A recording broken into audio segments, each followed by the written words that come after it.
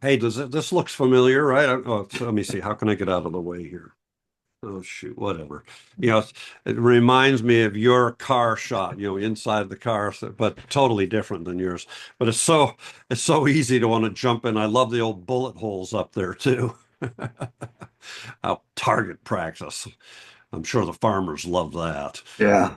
Yeah. So, hey, uh, I have a thought to talk about today. You were in Maui and you sent me a note about an idea for a show. Didn't you go into a gallery? Was it a photography gallery you went into in Maui?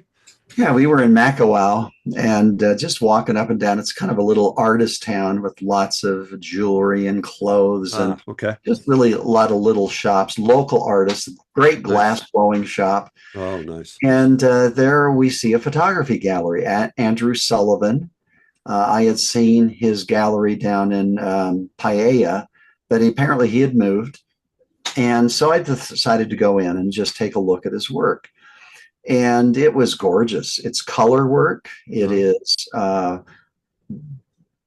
is Hawaii shots, okay. gorgeous, gorgeous work. Actually, all over the world, not just Hawaii, on metal or acrylic. Oh, nice. Very hot, hot lighting. It's just something I would hang in my condo there in Hawaii. It's just Okay. gorgeous work. But as I went through and appreciated what he had done, I also realized it is not, I can admire it, but it's nothing I would ever do. Hmm. Um, it's not me. It's not how I see, but I can appreciate it. And I used to look at work like that and say, oh, I don't like it. And I realize I do like it. It's just not work that I would create. It's Yeah, not my there's a vision. difference. That's a Yeah. difference. Yeah. That's interesting.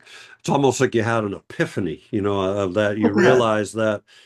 And because what's going through my mind is when you sent me that note, your professed photographic celibacy, right? And so, what the heck are you doing going into a photography gallery when you say you don't look at others' work? And it sounds like you've had a realization that looking at that kind of work is very different than maybe looking through Lenswork magazine or Black and Oh, White magazine, where it's very focused on yeah. maybe closer to the vision that you have for your own work, and you don't want that to get That's in a the good way of point. doing. Yeah, there is no temptation at all for me to create what Andrew created. And I would encourage people to look him up. It is really the locations. He does some drone work, he does aircraft work. Oh, wow. Gorgeous, gorgeous work. Yeah. Nothing I'm tempted to imitate. Well, Yeah, that's a good. good So, point. hey, so those people out there who have always yelled and screamed at you, how can you deprive yourself from looking at others' work? You can now say, I do, as long as it's color, right?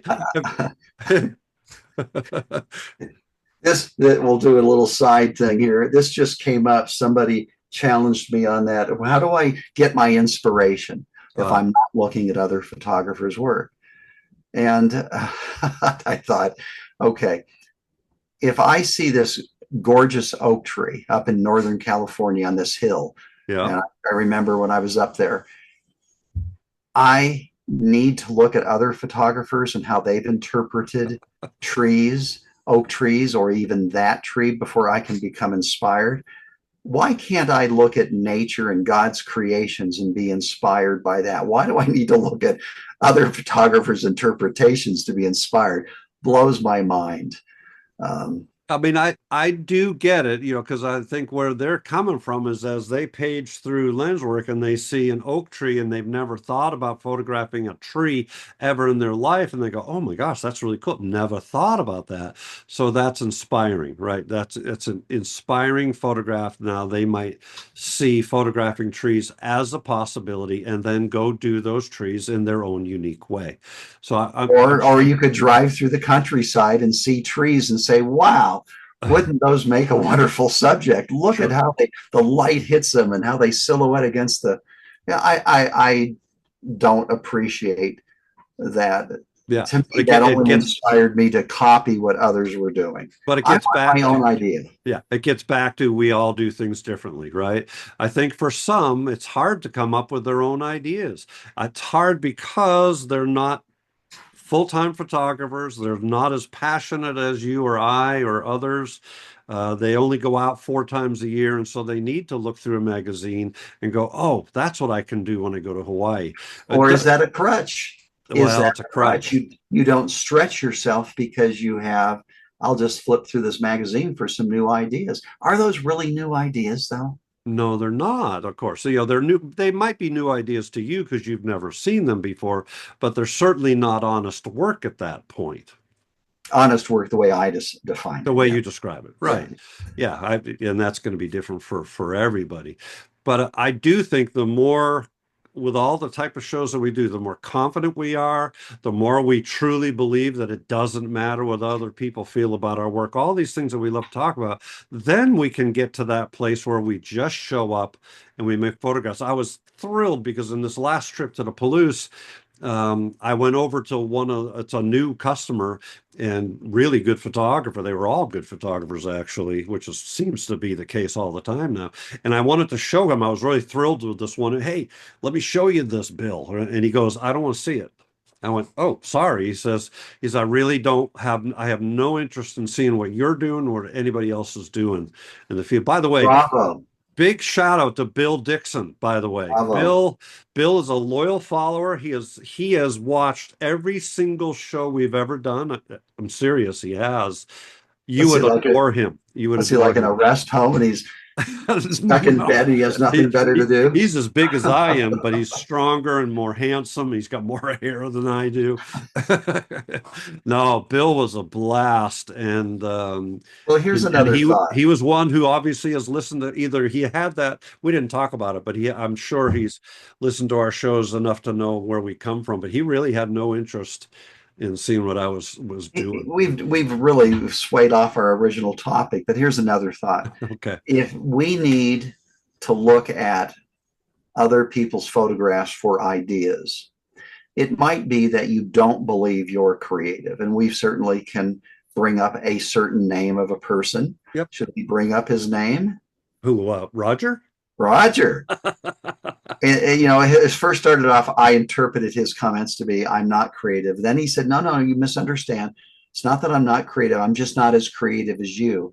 And I think we all, at some point in our life, I certainly did most of my life, don't believe that we're creative. We Yeah. can't do what Ansel did or Edward did or whomever did, Yeah. but we can. And it doesn't matter how much creativity we have. Whatever you have, it's enough. We Absolutely. all possess enough creativity to do wonderful things that we love. And I think sometimes when I see people looking for inspiration, I'm thinking, believe in yourself. Now, I believe in your own creativity. I think there's a lot of truth in all that. I really do, because it's a you used the word crutch before. Again, it's easier to go look at that magazine and get that inspiration than to trust yourself that you are good enough. I think back to a story I've shared here before, but we have so many new followers. They probably have not heard this story yet, but at that time I went to South Africa in 2004.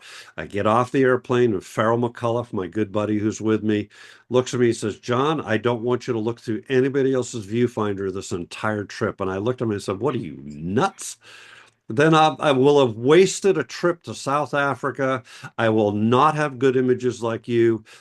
And that was it was all about. When I look back on it, it was total lack of confidence that I could create good images on my own. And the end result was I took them up on the challenge. I shot 89 rolls of film, came home, and I put together a presentation that I would do for clubs that was extraordinary, if I don't mind saying so myself. I mean, the response was brilliant. But the most important thing, I could sit there with that show and say, these are my images. I didn't look through one other viewfinder. And that's when that whole shift started for me. It was 2004. I love it when we see somebody going off on their own or Yes. refusing. Roger's very good now about not wanting to see what others do. I mean, that's such a great attitude and mindset. Yeah. Roxanne, I mean, she's fabulous. She's always going off and doing her own thing. Yeah, I love those people too. Good. Well, a lot to think. I got to remember what the heck we talked about so I can make show Amen. notes.